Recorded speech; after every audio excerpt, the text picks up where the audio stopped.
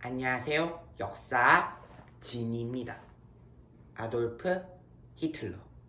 제가 유튜브를 시작하면서 꼭 한 번은 여러분과 이야기해보고 싶었던 인물입니다. 그런데 히틀러를 알려면 먼저 독일의 통일을 알아야 합니다. 그래서 준비했습니다. 오늘의 주제, 독일 통일, 제국의 탄생 시작합니다.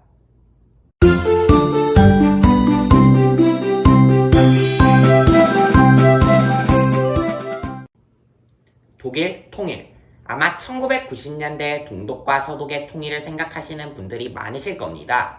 하지만 오늘 제가 말할 통일은 그 통일이 아니라 1871년에 있었던 독일 통일입니다.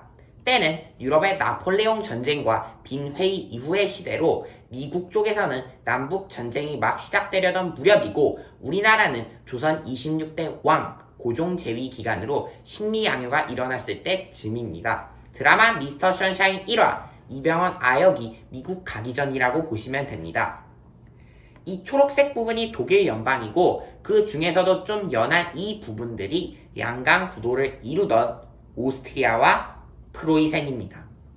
그런데 이 시기에 나폴레옹이 전 유럽을 휩쓸면서 전쟁만 한 것이 아니라 민주주의, 민족주의 사상을 퍼뜨렸습니다. 그래서 이 영향을 받은 독일 연방 안에서도 하나의 국가로 뭉치자라는 의견들이 나오기 시작합니다. 그러면서 1848년에 프랑크푸르트에서 열린 국민의회에서는 오스트리아나 프로이센이 통일의 주축이 되어야 한다는 의견이 나옵니다. 여기 도표를 보시겠습니다. 이때 국민의회에서 제시된 통일 방법으로는 이렇게 두 가지가 있는데요. 바로 프로이센 중심으로 하는 독일 통일과 오스트리아 중심으로 하는 독일 통일입니다. 프로이센 중심으로 할 경우의 통일 방법으로는 오스트리아를 통일 독일에서 제외시키는 것이고 오스트리아 중심으로 할 경우의 독일 통일의 방법으로는 신성 로마 제국에 속해 있던 제국 전체를 하나로 통합시키는 것입니다. 여기서 신성 로마 제국이란 말이 나왔는데 신성 로마 제국이 뭐냐 하면 독일의 뿌리입니다. 아무튼 프로이센 중심으로 할 경우의 장점으로는 관세 동맹을 기반으로 한 경제력이고 오스트리아 중심으로 할 경우의 통일의 장점으로는 신성 로마 제국 황실을 이어받은 정통성입니다. 이때 오스트리아의 황실 가문은 신성 로마 제국 황실의 가문을 이어받은 가문이기 때문입니다. 아무튼 프로이센 중심으로 할 경우의 통일 방법의 단점으로는 오스트리아가 반대한다는 것이고 오스트리아 중심으로 할 경우에 통일 방법의 단점으로는 오스트리아 내에 다른 언어를 쓰는 이민족이 인구의 80%나 차지한다는 것입니다. 그래서 나온 타협안이 일단 프로이센 중심으로 통일을 하는데 오스트리아는 둘로 나누어 독일인이 많이 사는 지역만 독일로 나머지는 그냥 오스트리아로 남겨두자입니다. 그런데 지금 이 의견이 어디서 나왔죠? 바로 국민의회입니다. 국민의회 구성원이 누구냐 하면 독일 전체에서 투표를 통해 뽑힌 공무원, 법조인, 사무직 노동자, 즉 평범한 사람들입니다. 이를 우습게 여긴 특권층이 가만히 있지 않습니다. 정치는 니들 같은 평범한 것들이 하는 게 아니야. 황제가 계신데 까불고 있어. 바로 왕당파들이 뭉칩니다. 프로이센과 오스트리아의 왕당파들이 군대를 동원하여 혁명을 진압하고 자유주의자들을 몰아냅니다. 그리고 오스트리아 황제는 나의 나라를 둘로 나눌 생각이 전혀 없다고 선언합니다. 하지만 국민의회도 당하고만 있지 않습니다. A안이 실패로 끝나자 B안을 제시합니다. 그럼 오스트리아 빼고 프로이센 중심으로 통일하자. 황제는 프로이센의 국왕인 프리드리히 빌헬름 4세가 하고 그런데 말입니다. 브라보를 외칠 줄 알았던 국왕께서 엄청난 말씀을 하십니다. 왕의 권한은 신이 내린 것이다. 이러면서 통일 독일의 황제 자리를 거부하는 겁니다. 국민 대표라고 모인 평범한 사람들의 의견을 국왕인 내가 받아들일 수 없다. 뭐 이런 거 아니었을까요? 하지만 국민들 사이에서 통일 독일을 만들어야 한다는 공감대는 더욱 커져갔고 드디어 빌헬름 4세에 이어 프로이센의 국왕이 된 빌헬름 1세가 치트키를 들고 나옵니다. 오토 폰 비스마르크! 철혈 정책의 비스마르크가 총리로 화려하게 등장합니다. 당시 빌헬름 1세와 비스마르크의 대화를 들어보시겠습니다. 구텐 타기요, 비스마르크. 당쾌전입니다. 야야, 비스마르크야. 이번에는 저기 네가 거시기 해야겠다.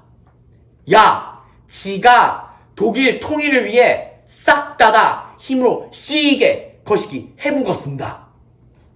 이렇게 총리직을 임명받은 비스마르크는 프로이센 주의회에서 철과 피, 철혈 정책으로 유명한 살벌한 연설을 합니다. 민주화기래 우리는 건강한 정치적 통일체에 걸맞지 않은 형편없는 국경을 가지고 있어. 이 거대한 문제 앞에 이루어져야 할 결단은 1848년과 1849년에 이미 범하였던 거대한 실수인 언론과 다수결이 아닌 철과 피로써 이루어져야 할 것입니다. 이제 독일어로 해보겠습니다. 못합니다. 죄송합니다.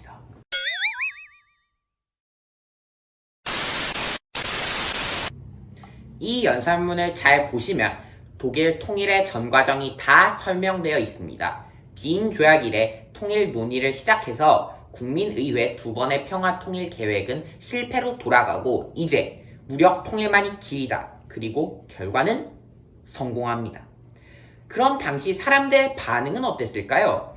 귀족들이 반대하고 나섭니다. 하지만 비스마르크는 가볍게 무시하고 추가로 세금을 걷어 군사력을 키워갑니다. 여기에 풍부한 철광석과 석탄 등 지하 자원을 이용하여 군사력의 밑바탕이 되는 경제에 열심히 투자를 합니다. 그런데 이게 또 어마어마했습니다. 어느 정도였냐면 당시 세계 최고의 산업국가였던 영국을 위협할 정도였다고 합니다. 마침내 프로이센은 자신들의 약점인 오스트리아보다 못했던 군사력을 극복하고 강력한 군대를 확보합니다. 게다가 전쟁의 기본인 경제력까지! 천군만마를 얻었다는 표현이 맞을까요? 이제 출사표를 던진 일만 남았습니다. 드디어 프로이센은 독일 연방에 통일안을 제출합니다.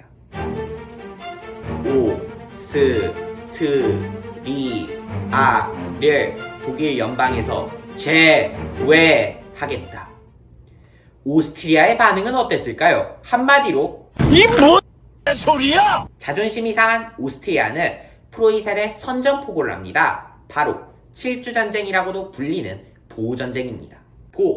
프로이센을 한자로 하면 보로사라고 해서 보이고 오스트리아의 오입니다. 보로사와 오스트리아의 전쟁, 보전쟁. 이 전쟁에서 프로이센은 7주 만에 승리를 거두며 독일 통일의 주도권을 잡게 됩니다. 그럼 패전국 오스트리아는 프로이센에게 흡수되는 걸까요? 아닙니다. 비스마르크는 오스트리아를 독립국으로 살려둡니다. 전쟁의 기본 목적은 내가 갖는다. 아닙니까? 그런데 왜 오스트리아를 독립국으로 놔둘까요? 다 꿍꿍이가 있었습니다. 자신들이 후에 프랑스나 러시아를 정벌하러 나갈 때 지원국으로 남겨둔 거죠. 훗날을 위해 킵해둔 상비군인 거죠. 아무튼 보호전쟁의 결과로 독일 연방은 해체되고 독일 북부의 프로이센과 그 인근 제후국들이 북독일 연방을 만들어 하나로 뭉치게 됩니다. 독일 지역 1인자였던 오스트리아도 이겼겠다. 그럼 이제 프로이센이 독일 통일을 하는 걸까요? 아직은 아닙니다. 다음 타겟을 정합니다. 프랑스 나와!